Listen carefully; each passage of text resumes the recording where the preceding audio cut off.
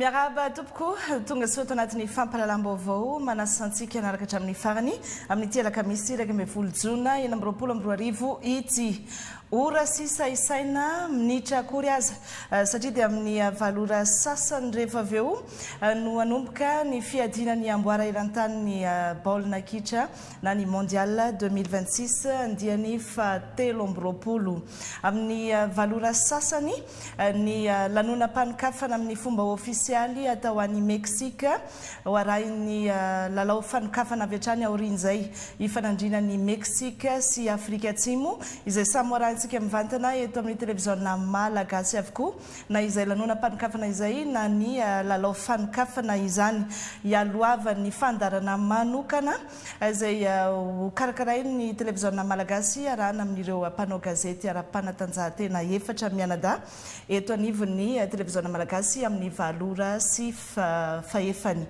mbola hitondrana vaovao amintsika ihany ny mikasika izay mondial 2026 anomboka rehefa avy eo izay fanalakafantsika ny fampahalalam-baovao dia natomboka tamin'ny fomba ofisialy androany ny fanamboarana ny lalam-pirenena fahatelo amby folo mamakivaky ny tapitanànany Betroka lalana tsy nisy fikitiana na fanamboarana ny taonany maro ho atao tara ny lalana 9 kilometatra ao tapitanàna ho amboarina ihany koa ireo teboka mainty na ireo point noir rehetra manomboka any amin'ny 7 kilometatra miditra ny Betroka izany hoe miainga eo kely vao miditra miazo ny tanànany Betroka iny efa andara-pitadiavana famatsimbola anamboarana ny lalam-pirenena fahatelo amby folo ihany koa miainga avy any Ambovombe ka hatrany Osy ny fitondram-panjakana amin'izao fotoana izao raha nambaran'ny filohan'ny fanavaozana ny colonel Randrianirina Mikael tamin'ny vahoakany Betroka androany.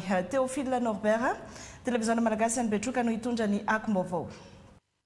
Hamboarina ho lalatara ny 9 kilometatra amin'ny lalam-pirenena fahatelo amby folo mamakivaky ny tapitanàna amin'ny Betroka miaraka amin'ireo lalana eto amin'ny komina ambonivohitra Betroka hasipana renana ihany koa ny teboka mainty mirefy 7 kilometatra miainga avy eo amin'ny komina ambanivohitra kely vao hiditra ny tanànany Betroka ny orinasa Kolasy no handray an-tanana ny fanamboaran-dalana ka androany moa zany dia andro izay hanombohana amin'ny fomba ofisialy ny fanarenana lalana eto amin'ny tapitanànany Betroka tandrivy tokoa amin'izao fitondràna fanavaozana Repoblika Madagasikara zao andriamatoa filoha matoa tanteraka izao dia nohony toromarika izay nomenao anay ka androany izy tanteraka ny fanavaozana Repoblika Madagasikara dia betsaka ao ny fanavaozana ara-politika fa raha ny eto amin'ny tanànany Betroka manokana dia tena fanavaozana ara-baktery satria dia teo ho avaozana tanteraka ny tanànany Betroka hiova ny tanànany Betroka laza isy goudron ahitantsika taxi tsy ho ela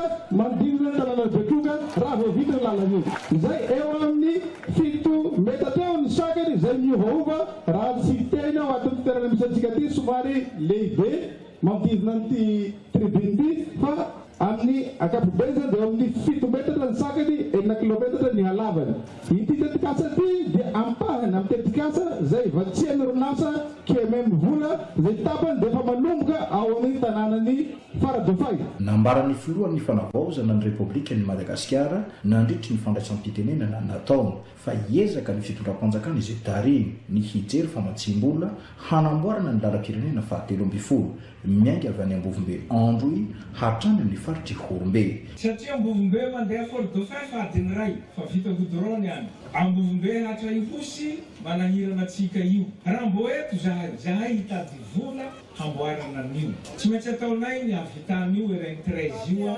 na amaray zay na afaka ray vola na afaka ray tao roa tao tsy maintsy ataonay hamboarana an'io ny tola vahaolana ihany koa mikasika ny olana sy fampiandrano eto tapitanànany Betroka ny filohan'ny fanavaozana ny Repoblikan'i Madagasikara nandritry ny fandalovany taty amin'ny distriktany Betroka ho famahana ny olana sy fahampiandrano ateto tapitanànany Betroka nandritry ny taona maro satria fa hinao koa azy mana problema na rano nareo ato banque mondialy koa hanolotry vola hanamboarana ny rano nareo eto amin'ny alalan'ny projet taorianany fionan'ny filohan'ny fanavaozana ny Repoblikan'i Madagasikara atamin'ny vahoaka teto tapitanànany Betroka dia nanohy ny diany hitokana fotodrafitrasa Pambleno any amin'ny komina ambanivohitra Isonala ny tenany sy ireo délégation natafaradia ataminy mariana moa fa tohadrano 7 lehibe no vita ny tetikasa mionjo aty amin'ny distriktany Betroka izay novatsimon'ny banky iraisam-pirenena avolo.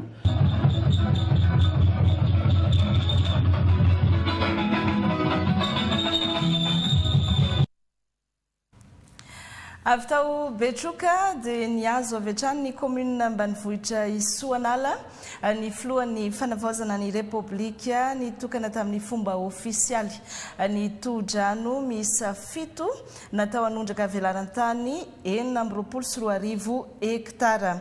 Anisan'ny lehibe indrindra amin'izany ny todrano ao Isoanala izay manondraka velarantany 470 hektara. Tantsa maherin'ny 404 no misitraka izany afaka hanatsara sy ampitombo ny voka pambolen'izy ireo. Isiakony indrindra amin'ny fahaleovantena ara-tsakafo ho an'ny commune Isoanala sy ny distriktan'ny Betroka sy ny manodidina azy ity tetikasa ity. Vinavinaina hatratra 4,790 tonna isan-taona ny vokatra fanampy no azo avy amin'ireo velarantany voatondraka ireo. Fanampin'izay dia mbola omena fiofanana momba ny SRA na ny système de riziculture amélioré ireo tantsa hanatsara ny teknika pambolem-bary na rahina fanomezana fitaovam-pamokarana maro samihafa. Tsy maintsy amafisina ihany koa ny fiarovana ny fananantany sy ny fampiasam-bola eny amin'ny tontolo ambanivohitra mba hifanaraka amin'izay fanatsarana ny tontolon'ny fambolena izay ka karatany miisa 540 no nozaraina ho an'ireo mpamboly. Ika moa dia mazava be satria rehefa nisarana iny ministera anankiray ny fambolena sy ny fiompiana dia natokana ny fambolena satria zavatra roa lehibe atambatra ireo mavesatra amina ministra anankiray dia nisarana fambolena natokana ny fiompiana natokana dia ny fambolena nitohizanay raha mijery ny aoriana nareo nitohizanay ny fahaleovantena ara-tsakafo. Izay ny zavatra tanjona lehibe amin'izao zavatra zao ny fitombony toerana azo ambolena vary satria io ny fihinantsika malagasy dia mba ahafahantsika miady amin'izay tsy fahampiana ara-tsakafo zay aty Madagasikara. Zay ny tanjona lehibe azo amin'ity dia ny azahoantsika n'izay fahaleovantena ara-tsakafo. Zay ny akony diany filohan'ny fanavaozana any amin'ny tapany atsimon'Nosy iny any amin'ny faritra Anosy Androiny izy amin'ity farany herinandro ity nanomboka androany zany. Faraka rehefa nambarako teo dia rehefa avy eo nanomboka ny mondial 2026 mondial izay anisan'ny avaka tokoa satria firenena telo no ifandrimbona ampiantrano izany dia Mexique, Canada ary États-Unis. Fa eo ihany koa ny fiakaran'isan'ny firenena izay mandray anjara ho 27. Raha ny fantatra dia ao Mexique ny tena fanomboana ofisialy fa samy misy karazana lanonam-panokafana manokana avokoa na ny any Canada na ny any États-Unis. 400 ny isan'ny lalao atao mandritra ity mondial 2026 ity ao anatin'ny 7 andro ary sambany no isy dinga ny ampahenina ny be folon-dalana ao anatin'izay mondial izay avitry ny anarikotarso.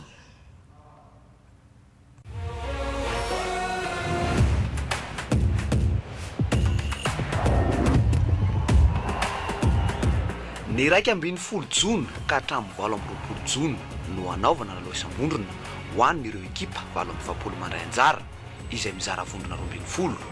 Ny fifantsana isam-bondrona izay ahitana lalao 27, 20 amin'ireo no hifanindry amin'ny andro fahatelo farany. Izay roa voalohany isam-bondrona sy ireo ekipa 9 fahatelo tsara indrindra na meilleur 3e no hiatrika ny ampahenam-be folon-dalana ny 20 jona ka hatramin'ny fa-4 ny volana Jolay. Ny 4 Jolay ka hatramin'ny 7 Jolay kosa no hiditra amin'ny ampavalon-dalana ny faninanana. Ny 9 sy ny 10 ary ny 12 Jolay no hiroso amin'ny ampahefa-dalana. Ny 14 sy ny 15 Jolay no anaovana ny manasa-dalana. Ny sabotsy 17 Jolay amin'ny sasakalina no anaovana ny fiadinany laharana fahatelo na ny petite finale. Raha ny 19 Jolay amin'ny folo alina no anaovana ny lalao famarana.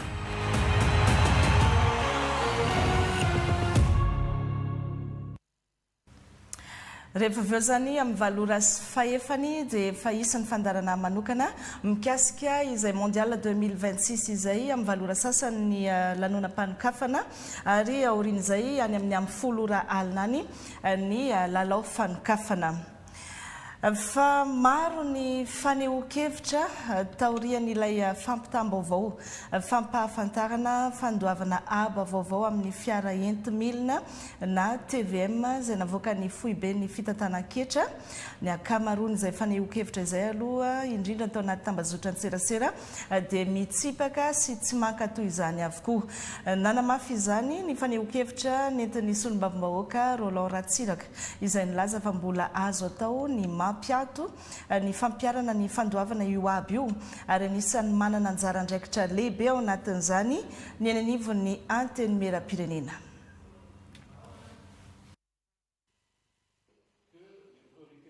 Mangataka ministera amin'ny fitantanam-bola mba hijereny ny zavatra iny satria mbola mpitomboina indrevy ny zavatra aloha amin'ny fiainantsika isan'andro.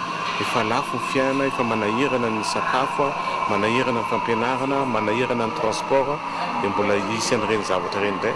Tokony angamba fa vitantsika, vita solombavambahoaka, vita ny fitondrana ihany koa mampiato fa ratsy mampiato an'iny zavatra iny fa azo atao zany. Matetika manko solombavambahoaka rehefa tonga ny volavolan-dalàna ny teti-bola sy ny sisa dia tonga dia mifidy fotsiny fa tsy dia mijery firy ny ao anatiny. Fa so hiditra amin'ny commission finance vao manomboka izao dia izay mbô hiditra débat anatin'ny commission finance fa avy nanao indray mandeha fa tokony angamba fa mila atao mafimafy kokoa satria miainga avao ilay izy zay na taxe momba n'inona na TVM na inona dia miainga avao daholo dia aosany misy tsy maintsy miaro vahoaka. Ny teknisianina ne te hampidi-bola fotsiny fa izy tsy te hafantatra hoe ahoana moa ny fiainam-bahoaka, ahoana ny fahasarotan'ny mpiainana, ahoana ny zakan'ny vahoaka ve zany satria tsy te hasaloha amin'izany fa alefany fotsiny ny azy ny tanjona dia mampidi-bola na iny kidonina na iny kiatra. Mila naovana adisika ny fijerena akaiky ny teti-bola ampiasaina eo amin'ny sehatry ny sosialy eto Madagasikara izay tokony atao laharam-pahamehana. Niarany Kiandoha momba izany tamin'ny alalan'ny atrikasa ny UNICEF sy ireo solotena ny anteny meram-pirenena androany. Keita Rivila sy Feno Andriamalala. Ny teti-bola natokana ho an'ny sehatry ny sosialy eto Madagasikara hoy ireo solombavambahoaka sy ireo mpiara-monina antoko na ny UNICEF ka miteraka olana maro manoloana an'izay. Voakasika izany ny sehatra toy ny rano fisotro madio izay mbola mahery ny 900 no tsy misitraka azy ary ray ao anatin'ny roa no mpianatra no mahavita fianarana eo amin'ny ambaratonga voalohany. Mandritra ny 700 ny ankizy no tsy vita vaksiny. Amin'izao fotoana izao zany dia mbola maro ny ataontsika hoe ny chiffre izay tena hoe mbola mavesatra amin'ny lafiny secteurs sociaux zay. Teny fotsiny hoe ny tany ankizy maty latsaky ny 5 taona dia mbola azo lazaina hoe miakatra be. Ny résultat mix navoaka teo dia nahitantsika tsara mihitsy fa tao anatin'ny 20 sy 10 ka hatramin'ny 20 sy 10 dia nisy fiakarana zany hoe 7 pour 1000, 59 pour 1000 zany no isan'ny zaza maty tany amin'ny 2018 zao lasa 73 pour 1000. Zany hoe mbola misy ezaka tena tokony mbola atao be da be zany ao anatin'izany. Ohatr'izay ihany koa ny tany ankizy izay tsy mavita fianarana mialan-daharana na any amin'ny école ambaratonga any amin'ny primaire na any amin'ny collège na any amin'ny lycée dia hita hoe tena midina be koa zany any ankizy izay mavita an'ireny fianarana reny. Ny faharoa ihany koa zany dia tsy voajery le tena hoe inona ny fototr'olana, tsy ampy ny fototra-avitrasa, lavitra ny toerana any ambanivohitra, misy ihany koa zany an'ireny ataontsika hoe olana madinidinika ireny ny ray aman-dreny tsy ampy ny fampianarana fa maro zany rehefa hoe tena tojerevana amin'ny antsipriany. Mikasitrana ihany koa ny fisian'ny fiorana tahaka izao satria mba ahafahan'ny solombavambahoaka milaza ny heviny amin'ny momba ny UNICEF sy ny financement du secteur social. Hitantsika fa ny sorabola midangana be amina milliards d'ariary, milliers de milliards d'ariary kanefa ny asa atao amin'ilay sorabola dia raina 200 farafabetsany amin'ilay sorabola. Zay zany tena mampalahelo. Dia io moa mahatonga rahako ny teny tamin'izareo hoe amin'ny solombavambahoaka zany hoe miainga vataontsika ny lalàna anjarantsika miaro ny tombotsoan'ny vahoaka amin'ny alalan'ny fiadivana amin'le fampiakaran'le sorabola bebe kokoa. Manoloana andreo olana ireo dia samy resy lahatra teto ny teo anivony antenimieram-pirenena sy ny UNICEF fa mila ampitomboana ny teto-bola ampiasaina amin'ny sehatra ny sosialy. Et donc aujourd'hui, l'objectif c'est de discuter avec les parlementaires dans le cadre évidemment de leur travail, mais aussi de l'aspect budgétaire. Parce qu'en fait, le budget du gouvernement, au final, traduit les priorités du gouvernement. Or, ce que nous avons pu remarquer, c'est que dans les secteurs sociaux, il y a encore des dépenses qui restent un peu en deçà de ce qu'elles devraient être pour effectivement répondre à ces besoins dont on a parlé. Et donc, on note, par exemple, dans la loi de finances révisée, une légère réduction du budget de l'éducation, du budget de l'eau. Le budget de l'eau qui lui-même avait déjà été réduit par rapport à l'année 2025. Donc, c'est des choses qu'on discute avec les parlementaires pour qu'on puisse avoir ce débat et discuter avec évidemment le pouvoir exécutif sur quelles mesures on pourrait prendre pour augmenter ces dépenses sociales qui vont aller vers les enfants.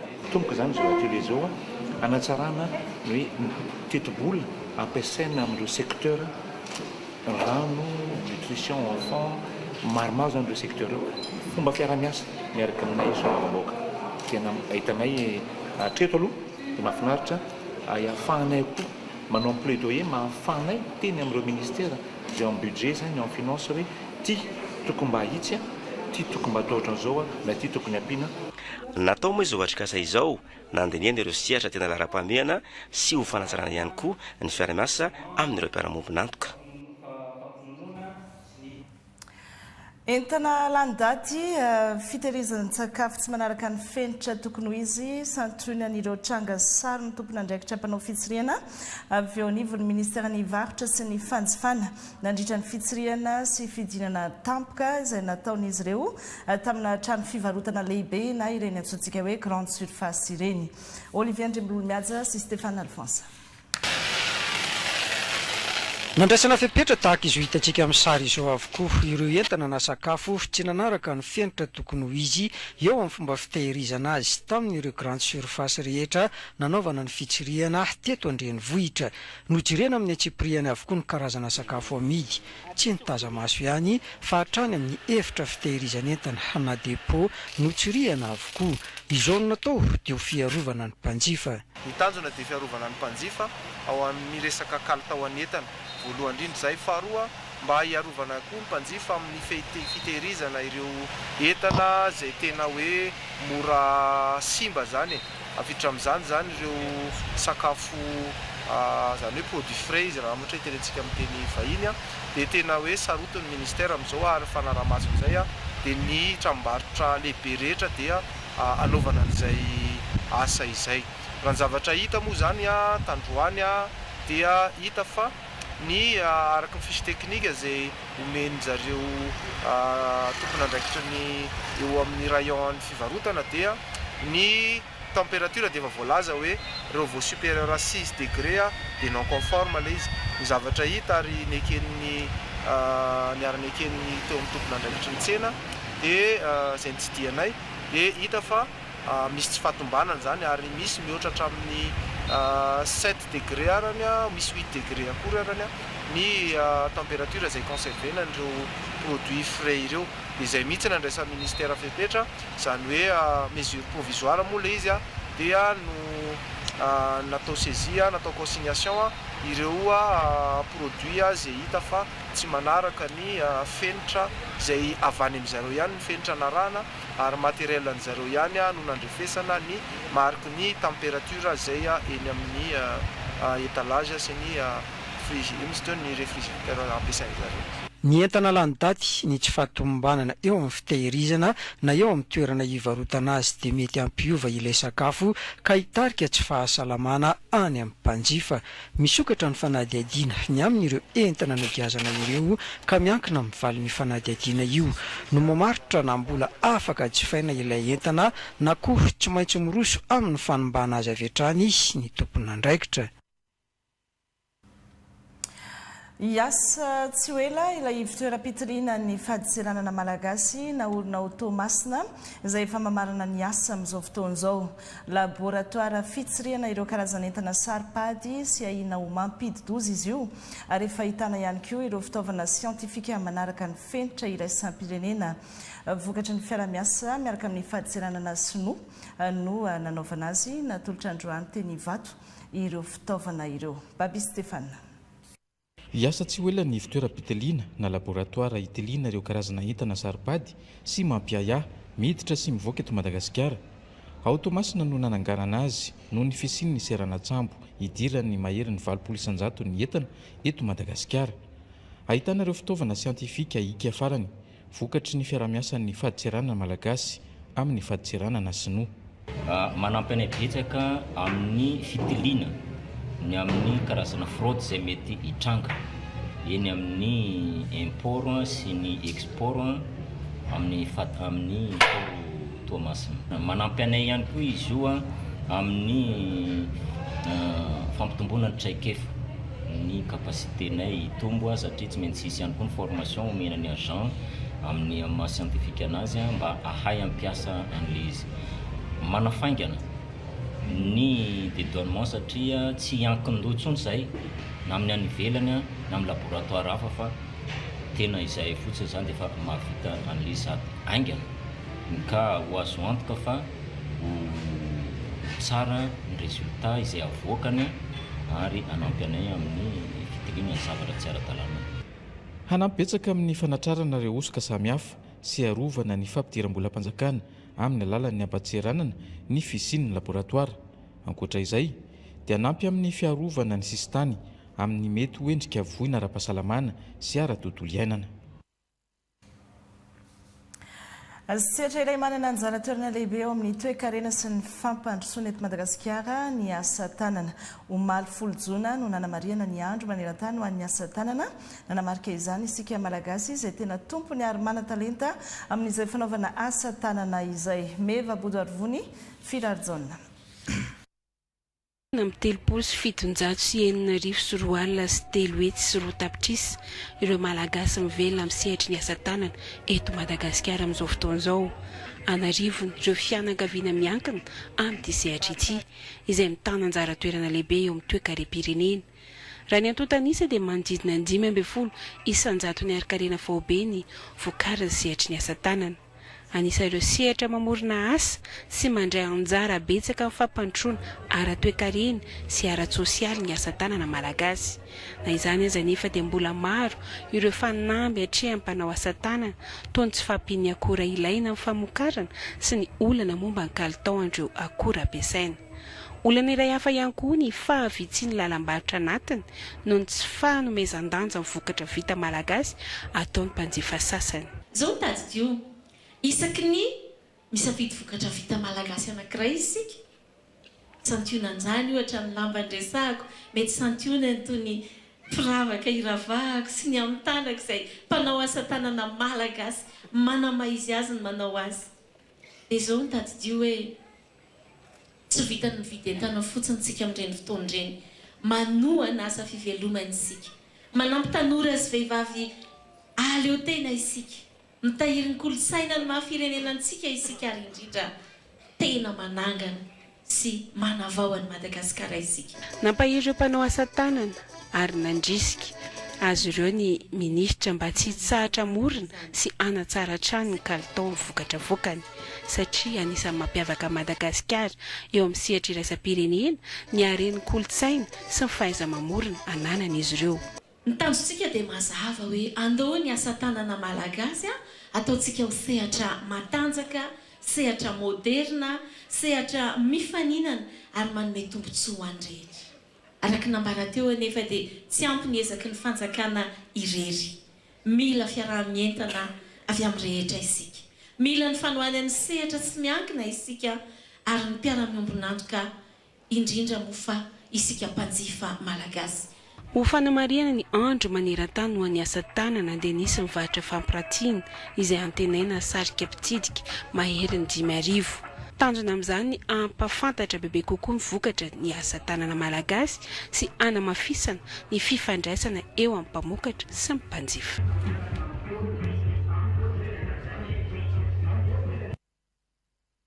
Ny ray ampiatelo ny mponina eto Madagasikara dia monina ny tanan-dehibe niakatra hatramin'ny 500 isanjato io amin'ny taona 530 sy 4 inona tena antony mahatonga izay fifindramonina ny tanan-dehibe izay ny adikevitra sy ny fantohan'ny fakan-kevitra nasionaly mikasika ny fananantany sy ny tanan-dehibe teny amin'ny village voaran-dotapenaka io tamin'ity androany ity. Miray Andrianjafy sy Roger Andriamanalina. Raha ny tarehimarika ny taona 2024 dia misy 370 ireo tanan-dehibe eto Madagasikara izay mandrafitra ireo komunina 330 sy 200 ary fokontany 530 sy 900. Antananarivo no renivohitra nasionaly sy ireo faritra manodidina izay manome tolotra manan-danja sy mandrindra ireo fandarana asa fampandrosoana ny firenena. Eo ihany koa ireo miferitra ny faritra miisa 9 izay manome tolotra ara-panjakana sosialy toe-karena ary ireo faritra manodidina. Ny ray ampiatelo ny mponina eto Madagasikara dia monina an-tanan-dehibe ary vinavinainina amin'ny taona 530 dia ny atsasaka mahery ny mponina eto Madagasikara dia onona an-tanan-dehibe. Tanan-dehibe izay ny 20 isanjato ny toeram-piasana, ireo seram-piarina, ny varitra, ny fitaterana, fitsaboana sy ny sisa dia hita amin'ny toerana toy itony. Raha mikasika ny trano fonenana dia azo ambara ho tsy zarizary ny trano fonenana ny tanan-dehibe eto Madagasikara. Raha ny politika ny trano fonenana dia miisa 3 anina sy 7 tsy ray tapitrisa ireo trano fonenana saingy amin'izao fotoana izao dia tsy misy afa-tsy 4 alina sy 4 sy ray tapitrisa ireo trano miorina ny tanan-dehibe ary ny 80 isanjatony dia tsy zarizary. Raha ny tokony ho izy dia tokony ho tombony amin'ny firenena iray ny fitaran'ny tanan-dehibe izay anisan'ny tena antony lehibe ny fifindramonina tanan-dehibe saingy tsy izay ny zava-misy hoy ity tompona andraikitra amin'ny banky iraisam-pirenena ity. Fantaniana teto ny napetrany hoe izaka izay fitarana tanan-dehibe izay ve sa anangana. Ifantoka amin'izay ity fakakevitra ity izay fantoka bebe kokoa amin'ireo tanora. Lohevitra raisiny radio ny hoe miara-manangana ho amin'ny fanantenana ny tanora an-tanan-dehibe. Farany dia satria ny olo-pirenena ary indrindra ny tanora no harena sarobidy indrindra nan'ny firenena dia tokony ho sehatra ahafahan'izy ireo maneho ny talentany ny tanànantsika ary ihany koa ahafahany mampivelatra ny fahaiza-manao sy ny fahaiza-mamorona sy ny fandrararana ary mandray anjara madvitrika amin'ny fampandrosoana. Tanjona lehibe okendrena antsika amin'ity fikaonandro ity dia mantatra ireo fanavaozana ny laharam-pameana mikasika ny fitantanana ny tanan-dehibe, makasika ny fivezivezena, ny famantsim-bola eo amin'ny toerana ary ny fanatsarana amin'ny ankapobeny ny tolotra an-tanan-dehibe. Aritra roa andro ity fakakevitra andiany faefatra ity. Eo amin'ny lafin'ny fahasalamana tafiakatra 520 isanjato ny taham-panaovam-bakisiny adina amin'ny mpox amin'izao fotoan'izao eto Madagasikara tsy mitsatra manao ny ezaka amin'ny fisorohana amin'ny fiparitahan'ny ity valanaretina ity. Ny fanjakana malagasy amin'ny alalan'ny ministera ny fahasalamam-bahoaka misy ny paikady sy ny stratégie amin'izany toy ny fikarakarana hetsika fanaovam-bakisiny fahobe sy ny famatsiana fitaovana anamafisana izay ady amin'ny mpox izay niango-baovao eo amin'ny sariny Totson François. Ireo toerana be olona mivezivezy no tena kendrena anaovana hetsika fanaovam-bakisiny iadina amin'ny valanaretina mpox amin'ny ankapobeny. Voakasika izany eny amin'ny seranam-piaramanidina, ny amin'ny tobim-piantsonan'ny fiara fitaterana, ny tsena sy ireo maro hafa. Rehefa ireny toerana be olona mivezivezy ireny no ahavitana fanaovam-bakisiny fahobe, dia voafeo azy ity valanaretina mpox izay mbola tsy foana eto Madagasikara ity. Raha ny tany fahavitry ny fanaovana vakisina amin'izao dia efa tafakatra any amin'ny 65% par rapport amin'ny doses disponibles. Dia ny olona eo amin'ny valo amin'ny 10 taona ka hatramin'ny 70 taona no tena salanisa mavetrika amin'izao. Ny zavatra fantatra fotsiny taloha Majunga dia noheverina hoe épicentre ny virusna mpox ny épidémie mpox fa tao reny fanaovam-bakisiny dia tena lasana amin'ny fahaenina izy amizao dia misy région anaiky 5 zao amizao heverina hotspot amizao fotoana zao Sava, Diana, Simandefana, Sofia dia Antsinanana dia miompana be amin'io zany ny fanaovam-bakisiny amizao fa ny ataon'ny ministera dia hoe atao ny sy apisy fahafatesana ho an'izay olo tratra. Ankoatra ny hetsika fanaovam-bakisiny faobe tetỳ amin'ny salanam-piaramanidina Ivato dia natolotra tetỳ ihany koa ireo fitaovam-piarovana manokana EPI ho an'ireo sampan-draharaha miandraikitra ny fanaraha-maso ny fiambenana ara-pahasalamana eny anivon'ny salanam-piaramanidina sy ny seranan-tsambo iraisam-pirenena manerana nosy avy amin'ny fanohanan'ny STRID sy ny OIM mba hanamafisana ny fisorohana ny loza mitatao amin'ny valanaretina mpox. Andro maroloko, andro nanentanana manokana momba ny ady amin'ny tsy fanjarin-tsakafo nampitaina tamin'ireo mpianatra teny anivon'ny sekoly. Tafiditra anatin'ny politika mpanjakana amin'ny ady amin'ny tsy fanjarin-tsakafo ny ONG GRET no nisahana ny tetikasa. Norosorandriamanana sy Fenorandriamalala. Ny tsy fanjarin-tsakafo mitarazoka no mpahazo ny zaza eto amin'ny faritra Voatany. Raha ny nambarana avy eo anivon'ny ofisy paritra misahana ny fanjarin-tsakafo Analamanga. Mahatratra 570 isanjato ny zaza latsaky ny 5 taona amin'izao fotoana izao no tratriny izay tsy fanjarin-tsakafo mitarazoka izay eto amin'ny faritra Analamanga. Raha ny talo amin'izao fotoana izao dia tena mbola somary ambony satria raha ny totanisa farany navoaka ny enquête zany mix dia mbola eo amin'ny 570 isanjato ny zaza tao Analamanga zany dia mbola tratran'izay ataontsika hoe tsy fanjarin-tsakafo mitarazoka izay. Ny tsy fanjarin-tsakafo mahery vaika eo amin'ny 7.3 ny zaza eo enquête 2025 zay. Dia raha ny ataontsika hoe ny tsy fampindanja miatra amin'ny zazakely ihany koa dia mbola any amin'ny 1.30 isanjato somary ao anatina situation critique zany raha ireo tareo no jerentsika. Nanomboka ny volana aprily lasa teo ny hetsika journée maroloko na andro ny maroloko sahan'ny ONG GRET ao anatin'ny tetikasa Aintso. Fanentanana ny mpianatra adolan-tsento momba ny sakafo maroloko sy voalanjalanja. Ka CEG 520 eto Andrenivohitra ary 3 any Antsirabe no nanaovana ny fanentanana. Ny ankizy ataontsika hoe adolescent ireo na pré-adolescent eritreretin-dreo fa afaka fotoana kelikely dia horeny mpianakaviana ny afatra izay voarainy androany dia eritreretina fa hoe entiny miaina zany amin'ny fomba sakafo-anany amin'ny fiainako aviny fa indrindra hitondra izay afatra voarainy androany izy any amin'ny tokantrano izay misy azy tsirairay avy any. Nentanina ireo ankizy hanaovany fomba fisakafoana mahazatra izay mety manimba ny fahasalamana. Mikasika ny fihinanana ity sakafo be sira loatra na be menaka loatra na be siramamy loatra antony mampirongatra ny aretina tsy mifindra vokatry ny sy fihinanana sakafo ara-dalàna. Teto amin'ny CEG nanisana no namaranana ny andro ny maroloko. Tafiditra ao anatin'ny fanentanana ny kilalao isan-karazany. Ampiasaina ireo fitaovana mampiavaka ny fanentanana momba ny fanjarin-tsakafo sy ireo sokajin-tsakafo ara-pahasalamana. Nisy ny fifaninanana tsikonina.